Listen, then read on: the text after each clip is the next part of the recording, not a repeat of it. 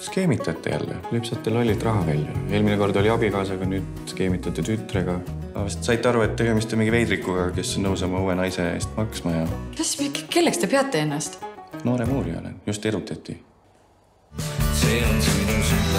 Sa jätad nüüd siis Kaido maha või? Jah. Mait, miks sa teed mulle nii? Kõik elate emotsioonide peal. Ratsionaalsust 0. Sa oled ikka täielik friik. Welcome back, Mari. Mait. Kaido.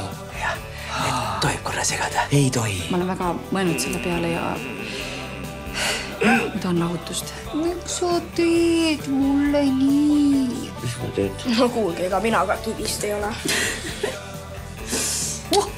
Nii armastan teid. Laste kaitsest. Me peame aru saama, mis teil kodus toimub ja kas lastel on turvaline nii vaimselt kui füüsiliselt. Kõik korras, muidugi. Panen maja põlema ja pardonks. Emotsioonid.